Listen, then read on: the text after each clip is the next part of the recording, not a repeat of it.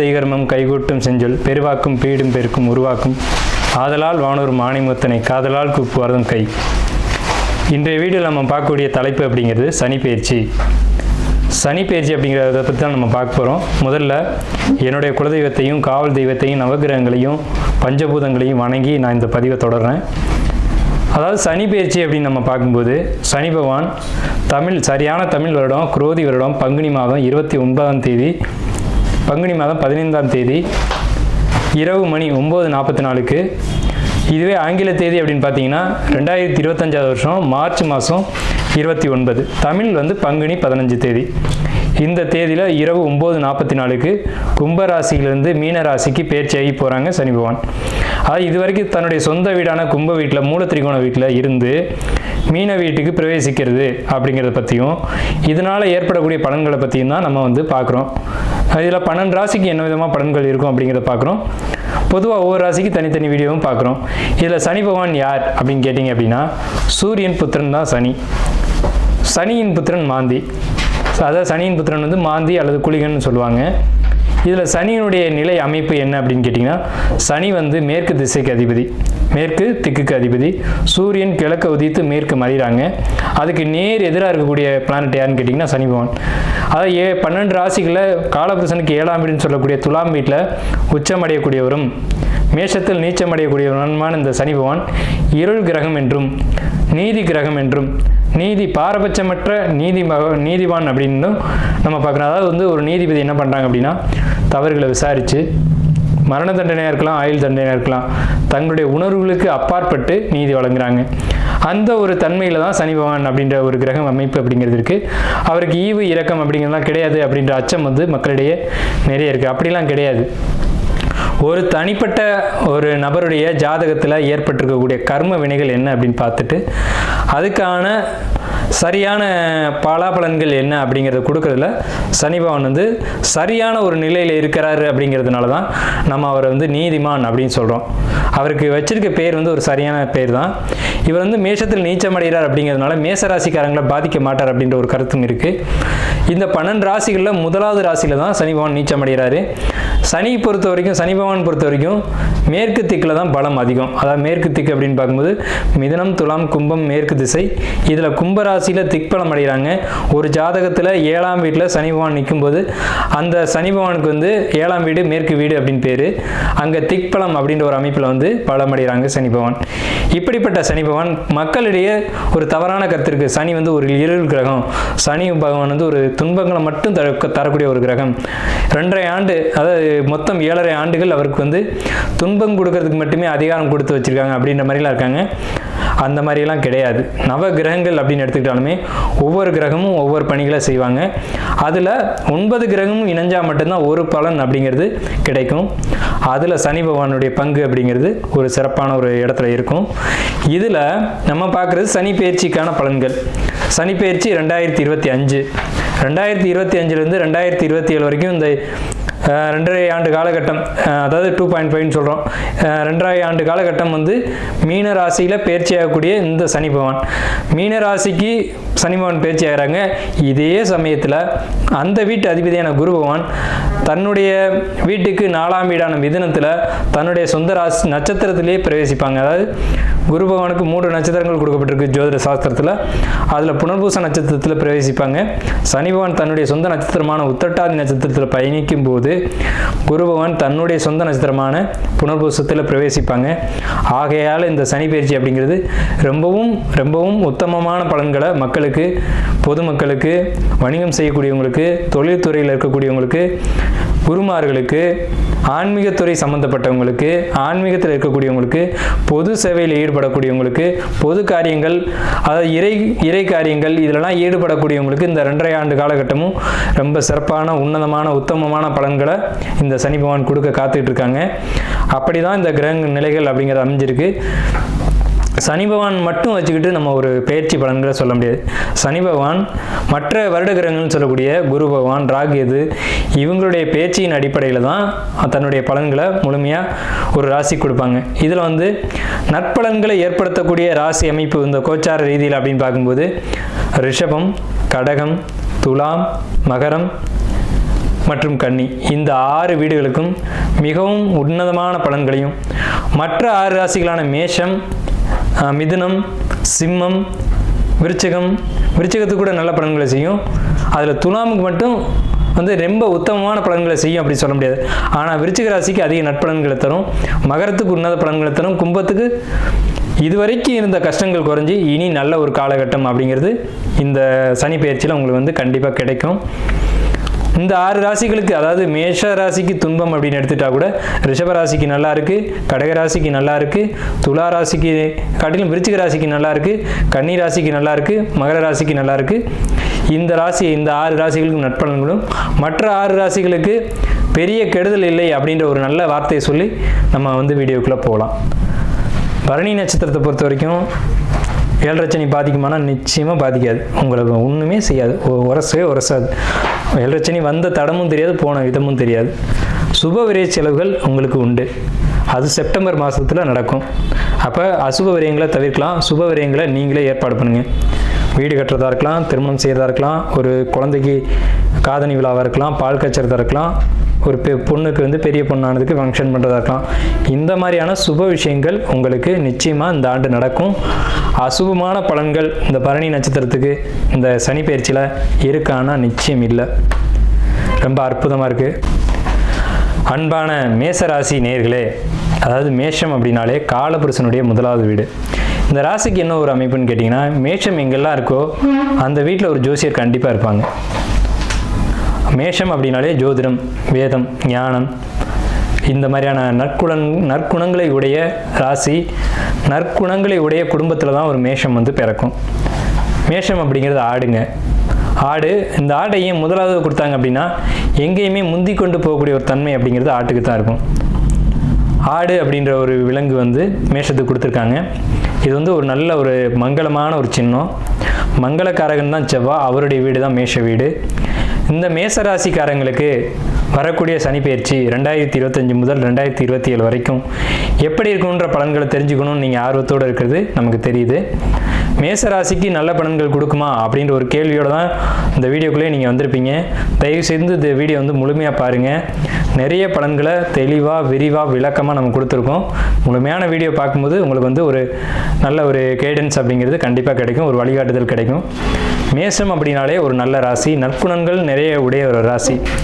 மேஷம் அப்படின்னா ஒரு துடிப்பு, ஒரு வேகம், ஒரு நல்ல குணங்கள் நிறைஞ்சிருக்கும். எப்பவுமே கோபம் இருக்க இடத்துல தான் குணம் இருக்கும். மேசராசிக்காரங்க அதிகமாக கோவப்படுவாங்க. கோவப்பட்டாங்க அப்படின்னா என்ன அர்த்தம்னா, அங்கே உண்மையும் பாசமும் அன்பும் இருக்குது அப்படின்னு அர்த்தம். தாய் அடிக்கிறதுக்காக தாய் கெட்டவன்னு சொல்லிட முடியாது.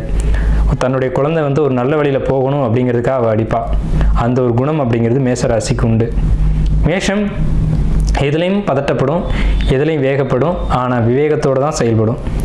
ஒரு ஆடு ஒரு மலை உச்சியில் ஏறிடும், இறங்க தெரியாமல் தடுமாறிட்டு இருக்கும். அது போன்ற குணமுடையவங்க தான் அந்த மேசராசிக்காரங்க. வந்த வழி திருப்பி போக தெரியாது. ஒரு முதலீடுகள் போடுறதா இருக்கட்டும், ஒரு தொழிலை ஆரம்பிக்கிறதா இருக்கட்டும், வேகமாக ஆரம்பிச்சுட்டு அது எப்படி முடிக்கிறதுன்னு தெரியாமல் சுற்றிட்டு இருப்பாங்க.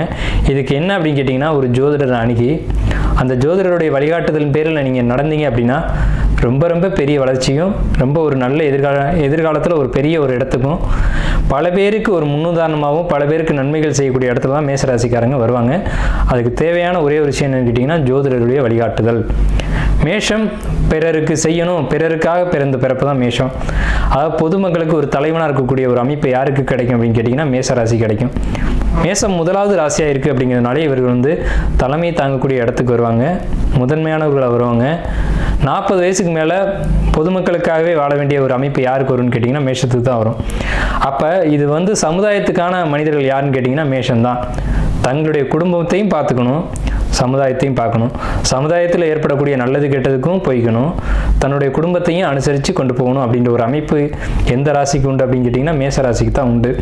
ஸோ அப்பேற்பட்ட உன்னதமான உத்தமமான ராசி மேசராசி அன்பர்களே, உங்களுக்கு சனி பெயர்ச்சி நன்மை செய்யுமா அப்படின்ற ஒரு கேள்வியோடு நீங்கள் இந்த வீடியோக்குள்ளே வந்திருப்பீங்க. நிச்சயமாக சொல்கிறேன், உறுதியாக சொல்கிறேன், உங்களுக்கு சனி பெயர்ச்சி நன்மை தான் செய்யும். ஏன் அப்படி சொல்கிறோம் அப்படின்னம்னா, மேசராசிக்கு 2ஆம் வீட்டில் குரு, 6ஆம் வீட்டுக்கு கேது, 5ஆம் வீட்டுக்கு பயிற்சி ஆகிறாங்க. மே 14ஆம் தேதி அன்னைக்கு குரு பயிற்சி உங்களுக்கு ரிஷபத்துலேருந்து மிதுனம் அணைக்கும். மே 18ஆம் தேதி அன்னைக்கு கேது கன்னி மனையிலேருந்து சிம்மத்துக்கும் பயிற்சி ஆகிறாங்க. அதே காலகட்டத்தில் உங்களுக்கு பாதகஸ்தானம் சொல்லக்கூடிய கும்பராசியில் ராகு பகவான் பயிற்சியாகி மீனத்திலேருந்து பயிற்சியாகி சனி பகவான் கும்பத்திலேருந்து மீனத்துக்கு போவாங்க, மீனத்தில் இருக்க ராகு பகவான் கும்பத்துக்கு வருவாங்க. இந்த மாதிரியான ஒரு மாற்ற அமைப்புகள் எல்லாமே பார்க்கும்போது உங்களுக்கு கிரக நிலைகள் அப்படின்னு கணிச்சோம் அப்படின்னா உங்கள் ராசிக்கு விரயஸ்தானத்தில் சனி, ராசிக்கு 3ஆம் இடத்துல குரு, ராசிக்கு 5ஆம் இடத்துல கேது, ராசிக்கு 11ஆம் இடத்துல ராகு. மீண்டும் சொல்கிறேன், ராசியில் உங்களுக்கு வந்து ராசிக்கு 12ஆம் வீட்டில் விரயஸ்தானத்தில் சனி பகவான், 3ஆம் இடத்து குரு, 5ஆம் இடத்து கேது, 11ஆம் இடத்து ராகு. இந்த அமைப்புகள் மொத்தமாக நம்ம கவனித்து பார்க்கும்போது வருட கிரகங்கள் இந்த ஒரு அமைப்பில் இருக்கும்போது இந்த வருடத்தை யார் வந்து நன்மை செய்வா யார் கெடுதல் செய்வா அப்படின்னு பார்க்கும்போது இந்த நான் சொன்ன 4 கிரகங்களுமே நன்மை மட்டுமே செய்யும், தீமை செய்ய வாய்ப்புகள் இல்லை. அதாவது மிதுன ராசி அப்படிங்கிறது காலபுருஷனுக்கு 3ஆவது ராசி. குரு பகவான் உங்கள் ராசிக்கு 9க்கும் 12க்கும் உடையவர். 12ஆம் வீட்டு அதிபதி 3ஆம் வீட்டுக்கு வரும்போது மறைவு ஸ்தானாதிபதி மறைவு ஸ்தானத்துக்கே வருவாங்க. அப்போ இந்த அமைப்புக்கு பேர் வந்து விபரீத ராஜயோகம் அப்படின்னு பேர். விபரீத ராஜயோகம்னா என்னன்னு கேட்டிங்கன்னா திடீர் அதிர்ஷ்டங்களையும் திடீர் தனவரவையும் எதிர்பார்க்காத ஒரு சொத்து உங்களை தேடி வரும், ஆனால் அது உங்களுடைய சொத்தாக இருக்கும். ஸோ இந்த ஆண்டு தொடக்கமே ஒரு தனவரவோடு உங்களுக்கு தொடங்கும். அப்போ திடீர்னு ஒரு பண வரவு வருது அப்படின்னா அங்கே தான் நீங்கள் கவனமாக இருக்கணும். அந்த பணம் எந்த வழியில் வருது, எந்த வழியில் செலவு பண்ணணும் அப்படின்ற ஒரு விஷயத்தில் திட்டமிடல் தேவை. அதாவது குடும்பத்தில் ஒரு தேவை இருக்கும், அந்த தேவைக்கு ஏற்ப பணமும் உங்களுக்கு தேடி வரும். 2வது விஷயம், உங்கள் ராசிக்கு 5ஆம் இடத்துல பயிற்சியாளருடைய கேது நன்மை செய்யுமா தீமை செய்யுமான்ற ஒரு கேள்வி, 7.5 சனி விரயச்சனி அப்படிங்கிற ஒரு பயம் இதெல்லாம் உங்களுக்குள்ளே இருக்கிறது தெரியுது. கண்டிப்பான முறையில் 5ஆம் இடம்ன்றது காதல் ராசி அப்படின்னு பேர். இப்போ மேச ராசிக்கு காதல் குடும்ப அமைப்பு எப்படி இருக்கும் அப்படிங்கிறத நம்ம கணிப்போம். குடும்பம் அப்படிங்கிறது 2ஆம் இடம். 2ஆம் இடத்துல கேது குரு பகவான் இவ்வளவு காலகட்டங்களாக வந்து வக்ர நிலையில் இருந்தாங்க. இதனால் குடும்பத்துக்குள்ளே வெளியில் சொல்ல முடியாத பிரச்சனைகள், ஏகப்பட்ட பிரச்சனைகள் போயிட்டு இருந்திருக்கும். அதாவது குடும்ப பிரச்சனை வெளியில் சொல்ல முடியாது. அதாவது சிலர் இருப்பாங்க, கணவனுக்கும் மனைவிக்கும் பிரச்சனையாக இருக்கும், அதை 3வது நபர்கிட்ட போய் சொல்லிகிட்டு இருப்பாங்க. மனைவி கணவனை விட்டுட்டு இன்னொருத்தர் போய் சொல்லிட்டு இருப்பாங்க. இது தவறான ஒரு விஷயம். அப்படி தான் இந்த கடந்த காலகட்டங்களுடைய வலி வேதனைகளை மனசுக்குள்ளே வச்சுக்கிட்டு யார்கிட்ட சொல்லுவோம் எப்படி சொல்லுவோம்னு தெரியாமல் தவிச்சிட்டு இருந்திருப்பீங்க. ஆனால் இந்த குரு பயிற்சியில் உங்களுடைய வாழ்க்கை துணைகிட்ட நீங்கள் மனம் விட்டு பேசி அந்த பிரச்சனைகளை தீர்ப்பீங்க. ஸோ இது பெரிய பாசிட்டிவான ஒரு விஷயம். கணவன் மனைவி தான் உறவுகளுக்குள்ளே சிறந்த உறவு அப்படிங்கிறது. எல்லா உறவுகளும் வரும் போகும், ஆனால் கணவன் மனைவி வந்து ஒரு வாழ்க்கையில் இணைஞ்சிட்டாங்க அப்படின்னா பிரிவது கிடையாது. வாழ்க்கை முழுவதும் அவங்க வந்து அவங்களோடையே பயணிக்கக்கூடிய ஒரு உறவு தான் கணவன் மனைவி உறவு. அதனால தான் தாலின்ற ஒரு கான்செப்டை வந்து நம்மளுடைய கலாச்சாரத்தில் கொண்டு வராங்க. 2வது மோதிரம்ன்ற ஒரு கான்செப்டுக்குள்ளேயும் மிகப்பெரிய ரகசியங்கள் ஒழிஞ்சிருக்கு. ஏன் மோதிர விரலில் மோதிரம் போடுறாங்க அப்படின்றத நீங்கள் சிந்திச்சு பார்த்தீங்கன்னா அதுக்கான விளக்கங்கள் உங்களுக்கு புரியும். எல்லா விரல்களையும் இணைச்சா பிரிக்க முடியாது, ஆனால் பிரிச்சுக்கலாம், ஆனால் மோதிர விரல் மட்டும் இணைச்சா பிரிக்க முடியாது அப்படின்ற ஒரு கான்செப்ட் வந்து விரலில் இருக்குது. அதனால தான் சில மதங்களில் வந்து விரலில் மோதிரம் போடுறாங்க. ஏன்னா பிரியாத உறவு அப்படிங்கிறதுக்கு அதான் உதாரணம். 2வது உங்களுடைய குறைகளை வந்து மனைவி புரிஞ்சுக்கிட்டு அவங்க உங்களுக்கு ஏற்ற மாதிரி நடந்துக்கிறதா இருக்கட்டும், மனைவியை புரிஞ்சுக்கிட்டு கணவன் நடந்துக்கிறதா இருக்கட்டும். இந்த மேச ராசிக்கு இந்த சனி பயிற்சியில் இது நடக்கும். இந்த சனி பயிற்சியிலேருந்து இது நடக்கும். விரயஸ்தானத்தில் வந்துக்கூடிய சனி பகவான் விரயத்தை கொடுப்பாரா அப்படின்னு கேட்டிங்கன்னா கண்டிப்பாக விரயத்தை கொடுப்பார். விரயம் அப்படின்ற சொல்லுக்குள்ளே ஒரு அழகான விஷயம் அடங்கியிருக்கு. சுப விரயம் அசுப விரயம் அப்படின்ட்டு. சுப விரயமும் விரயம் தான், அசுப விரயமும் விரயம் தான். இதில் நடக்க போகிறது சுப விரயமா அசுப விரயமா, இதுதான் உங்களுடைய கேள்வி. சுப கிரகங்களுடைய தொடர்பு ஏற்படும் போது சுப விரயங்களும், அசுப கிரகங்களுடைய தொடர்பு ஏற்படும் போது அசுப விரயமும் ஏற்படும். அதில் இந்த 7.5 சனி தொடங்கக்கூடிய இந்த விரயச்சனியானது மேசத்துக்கு சுப விரயங்களாக தொடங்குது. ஏன்னா அந்த சனி பகவான் வரக்கூடியது மீனராசின்ற சுபர் வீட்டில். நல்லா புரிஞ்சுக்கணும், அந்த 7.5 சனி தொடங்கக்கூடிய மீனராசியானது மேசத்துக்கு மீனம்ன்றது சுபர் வீட்டில். அந்த வீடு கொடுத்த குரு பகவானும் 3ஆம் இடம்ன்ற விரீத ராஜயோக அமைப்புலையும் தன்னுடைய சொந்த நட்சத்திரத்திலையும் ஏறுறாங்க. இந்த 7.5 சனி பயிற்சி ஆகும்போது குரு பகவான் நிற்கிற நட்சத்திரம் பார்த்தீங்கன்னா புனர்பூச நட்சத்திரம். ஸோ இந்த அமைப்பு அப்படிங்கிறது சுப விரயத்தை கொடுக்கும். கணவன் மனைவியிடையே ஒரு கருத்து வேறுபாடுகள் இருந்தாலும் ஒரு நிகழ்ச்சி ஒரு ஃபங்க்ஷன் நீங்கள் நடத்தும் போது அதில் மனக்கசப்புகள் தீர்ந்து எல்லாரும் ஒற்றுமையாக சேர்ந்து வாழக்கூடிய ஒரு அமைப்பு அப்படிங்கிறது மேஷத்துக்கு கிடைக்கும். இதில் மேஷத்துக்கு ஒரு அற்புதமான விஷயம் என்னென்னு கேட்டிங்கன்னா, இந்த சுபவிரயம்னு சொன்னோம் இல்லைங்களா, கோயில் கட்டக்கூடிய அமைப்பு இந்த மேஷத்துக்கு இந்த ஆண்டு 2025 உருவாகும். கோயில் கட்டுறதுன்றது சாதாரண விஷயம் இல்லைங்க. கோடி கோடியாக பணம் வச்சுருப்பாங்க, அவங்களால கோயில் கட்ட முடியாது. ஆனால் மேஷத்துக்கு இந்த 2025 சனி பயிற்சி ஆலயங்கள் கட்டக்கூடிய ஒரு அற்புதமான ஒரு யோகத்தை கொடுக்கும். அதாவது ஒரு பழமொழி சொல்லுவாங்க, ஊர் கூடி தான் தேர் இழுக்கணும் அப்படின்ற மாதிரியான ஒரு அமைப்பு. அப்போ இந்த தலைவன் அப்படின்ற அமைப்பு தான் மேசராசினுடைய அமைப்பு. குடும்பம் காதல் உறவு எப்படி இருக்கும் அப்படின்னு கேட்டிங்கன்னா, குடும்ப உறவை பற்றி நம்ம நிறைய பேசணும். இது நாள் வரைக்கும் இருந்த கருத்து வேறுபாடு இந்த சமயத்தில் நிவர்த்தியாகி கணவன் மனைவிக்குள்ள ஒரு ஒற்றுமை கொடுக்குது. காரணம், உங்களுக்கு 3ஆம் வீட்டில் மிதுன ராசியில் குரு தன்னுடைய சொந்த நட்சத்திரத்தில் இருக்கிறது தான் காரணம். மனம் விட்டு பேசுவீங்க, கருத்து வேறுபாடுகள் நிவர்த்தி ஆகும் அப்படிங்கிற ஒரு கான்செப்ட். ரெண்டாவது, காதல் விஷயத்தை பொறுத்த வரைக்கும் இந்த இடம் தான் ரொம்ப முக்கியமான இடம். இதை தான் நிறைய பேர் எதிர்பார்த்து காத்துட்ருப்பீங்க. காதல் கசக்கு தையா அப்படின்ற ஒரு பாடல் கூட இருக்கும். காதல் எப்படி இருக்கும்? சிம்ம வீட்டுக்கு கேது வர்றாங்க. காதல் நல்ல காதலா கெட்ட காதலா அப்படின்ற ஒரு விஷயம் உங்களுக்கு தெளிவடையும். சிம்மம்ன்றது மேஷத்துக்கு 5ஆம் வீடு, அதுதான் காதலை சொல்லக்கூடிய இடம். அங்கே கேது பகவான் வரும்போது மறைஞ்சிருந்த விஷயத்தெல்லாம் வெளிப்படுத்திடுவார். 2 காதலர்களுக்கிடையே இருந்த ஒரு விஷயம், மறைவாக வச்சுருந்த ஒரு விஷயம் வெளிப்படையாக பேசுறீங்க. அப்போ வெளிப்படையாக பேசினா என்னாகும்? ஒன்று இது செட் ஆகும் ஆகாதுன்ற ஒரு முடிவுக்கு வருவீங்க. காதல் ஒரு தெளிவான முடிவுக்கு வரும். இந்த பந்தம் நமக்கு தேவை அல்லது தேவையில்லை அப்படின்ற ஒரு முடிவுக்கு வருவீங்க. நல்ல உறவாக இருந்தால் எடுத்துக்க போகிறீங்க, ஆகாதுன்னு தெரிஞ்சால் விலக போகிறீங்க. அது இதுக்கு முன்னாடி உங்களுக்கு காதலில் சில கசப்புகள் மேசராசிக்கு கடந்த காலகட்டங்களில் வந்தது உண்மைதான், இல்லைன்னு மறுக்க முடியாது. உங்களுடைய ஜாதக அடிப்படையில் அதாவது லவ்வில் ஒரு தெளிவான ஒரு அக்செப்டன்ஸ் கிடைக்காமையோ அல்லது உங்கள்கிட்ட ஒரு உண்மை இல்லாத தன்மையிலே அவங்க நடந்துட்டு இருப்பாங்க. அந்த ஸ்பவுஸ் அப்படின்றவங்க அதில் ஒரு உண்மைத்தன்மை, அவங்களுக்கு உங்களை பற்றின ஒரு உண்மைத்தன்மை தெரிஞ்சு, இதில் மேசம்னாவே உண்மையை நடக்கக்கூடியவங்க, நேர்மையை நடக்கக்கூடியவங்க. அதனால் அடிக்கடி கோவம் வரும். அதனால் மேஷத்திட்ட யாருமே அட்டாச் ஆக முடியாது.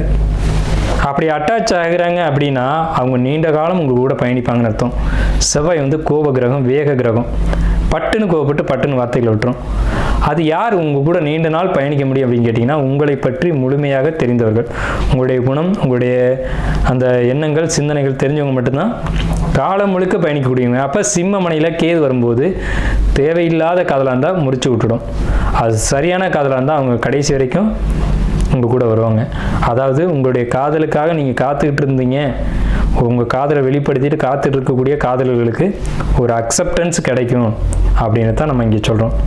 இந்த காதல் வலிமை அடையுமா அல்லது இந்த காதல் முறியுமா அப்படின்ற ஒரு காலகட்டம் தெளிவான முடிவுக்கு வரக்கூடிய காலகட்டம் உண்மையான காதலர்களுக்கு சிறப்பான ஒரு ஆண்டாக இந்த சனி பயிற்சி அமையுது 2025.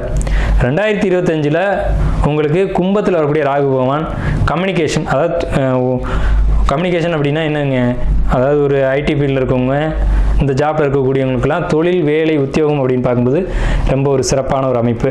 ஏன்னா கும்பராசி தான் தகவல் தொழில்நுட்ப ராசின்னு பேர். இங்கே இருக்க தகவலை வெளியில் சொல்கிறதுக்கும் வெளியில் இருக்க தகவலை இங்கே கொண்டு வரதுக்கும் கும்பராசி தான் தொடர்புகளை ஏற்படுத்தும். கோயில் கோபுர கலசம் பேர் கும்பத்துக்கு. அப்போ இந்த இடத்துக்கு ராகு வரும்போது வெளிநாட்டு தொடர்புகள், வெளிநாட்டுக்கு போகணும் காத்துட்டு இருக்கக்கூடியவங்களுக்கு வெளிநாட்டு தொடர்புகள் கிடைக்கும். அதே சமயத்தில் உங்களுக்கு 9ஆம் இடத்த திசை நடக்கிறவங்களோ 12ஆம் இடத்த திசை நடக்கிறவங்களுக்கோ வெளிநாடு போகக்கூடிய மேசராசி நண்பர்களுக்கு கண்டிப்பாக நீங்கள் காத்துக்கிட்டு இருந்த வாய்ப்பு, தொழில், உத்தியோகம், உயர்வு அப்படிங்கிறதெல்லாம் நிச்சயமாக கிடைக்கும். அதில் எந்த விதமான மாற்று கருத்துக்கும் இடமில்லை. அதே நேரத்தில் உங்களுக்கு கம்யூனிகேஷன் ப்ராப்ளம், நீங்கள் சொல்கிறது ஒன்று சொல்லுவீங்க, அடுத்து அது சம்மந்தப்பட்ட நபர்கிட்ட வேறு மாதிரியாக போகும். அந்த மாதிரியான பிரச்சனைகள் இனி இருக்காது. இனிமேல் நீங்கள் என்ன கம்யூனிகேட் பண்ணணும்னு நினைக்கிறீங்களோ அந்த சரியான ஒரு வெளிப்படுத்தல் உங்களுக்கு இருக்கும். சரியாக அது இடைப்பட்ட நபர்கள் திரித்தல் அப்படிங்கிறதுலாம் இனி மேசராசிக்கு இருக்காது. அதே சமயத்தில் வேலையில் இருக்கக்கூடியவங்களுக்கு நல்ல ஒரு ப்ரொமோஷன் கிடைக்குமா அப்படின்னு கேட்டிங்கன்னா கண்டிப்பாக கிடைக்கும். இன்க்ரிமெண்ட் கிடைக்குமானா கண்டிப்பாக கிடைக்கும். இதே சமயத்தில் பெண்களால் மேசராசிக்காரங்களுக்கு துன்பம் ஏற்படக்கூடிய காலகட்டம் தான் இந்த சனி பயிற்சி காலகட்டம். ஆண்களாக இருக்கும் பட்சத்தில் நீங்கள் பெண்கள் விஷயங்களில் ரொம்ப எச்சரிக்கையாக இருக்கணும். நீங்கள் வேலை செய்யக்கூடிய இடத்துல, உத்தியோகம் பண்ணக்கூடிய இடத்துல ஒரு லேடிஸ் இருக்காங்க அப்படின்னா அவங்ககிட்ட ரொம்ப கண்ணியமாக நடந்துக்கணும். எப்போவுமே மேஷம் ரொம்ப கண்ணியமாக நடந்துக்கூடிய ஒரு அமைப்பு உள்ளவங்க தான். அதே சமயத்தில் அவங்களுடைய போக்கு என்ன, அவங்க எப்படி நடந்துக்கிறாங்க, அவங்க நம்மளை வெறுக்கிறாங்களா இல்லை நம்ம இருக்கிறது அவங்களுக்கு ஏதாவது இடையூறாக இருக்கா அப்படின்றத பார்த்து அதுக்கேற்ற மாதிரி நீங்கள் உங்களுடைய வேலைகளை செஞ்சுட்டு வரணும். அவங்க உங்களுக்கு நீங்கள் உங்களை அவங்க ஒரு போட்டியாக கூட நினைக்கலாம். இவர் இருக்கிறது வந்து நமக்கு தொந்தரவாக இருக்கே, நமக்கு கிடைக்க வேண்டிய இன்க்ரிமெண்ட்டோ ப்ரொமோஷனோ அவருக்கு கிடைக்குது, அவர் இருக்கிறது நமக்கு தொந்தரவாக இருக்கே அப்படின்னு சொல்லிட்டு உங்கள்கிட்ட வந்து சில தேவையில்லாத இடைஞ்சல்களை கொடுக்கக்கூடிய ஒரு காலகட்டம் தான் இந்த காலகட்டம். அதுக்கு என்ன பரிகாரம் அப்படின்னு கேட்டிங்கன்னா, பொறுமை, கவனம், உங்களுடைய வேலையை நீங்கள் பார்க்குறது, அடுத்தவங்க வேலையை நீங்கள் செய்யாதீங்க, அடுத்தவங்களுடைய விஷயங்களை நீங்கள் தலையிடாதீங்க, அடுத்தவங்களை பற்றி நீங்கள் கமெண்ட் அடிக்காதீங்க.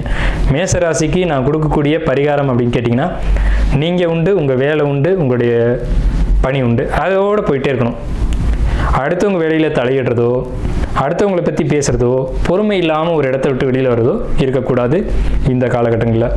பொறுமை வந்து சனியினுடைய அமைப்பு. சனி காத்திருக்கக்கூடியவர். ராகு பகவானும் சனியினுடைய காரத்துவம் என்னன்னு கேட்டிங்கன்னா, காத்திருத்தல், காலம் வரும் வரை காத்திருத்தல் வந்து சனியினுடைய காரத்துவம். அதை கையில் பிடிச்சிக்கிட்டீங்க அப்படின்னா உங்களுக்கு தேவையான வளர்ச்சியை சனி பகவான் கொடுத்துருவார். அதுவும் மேஷத்துக்கு பாதகாதிபதியான சனி பகவான் அவர் வந்து விரைச்சு சாதனத்தில் வரும்போது நீங்கள் காத்திருந்தீங்க அப்படின்னா மட்டும் உங்களுக்கு தேவையான எல்லா யோகங்களும் எப்பவுமே கிடைக்கும். ஆனால் மேஷம் காத்திருக்காத ராசி, இதுதான் உண்மை. இருந்தாலும் என்னுடைய பணி அப்படிங்கிறது, நீங்கள் இந்த காலகட்டத்தில் காத்திருந்தால் நன்மை வரும்னு சொல்லக்கூடியது என்னுடைய வேலை. அதை நான் கரெக்டாக செய்கிறேன்.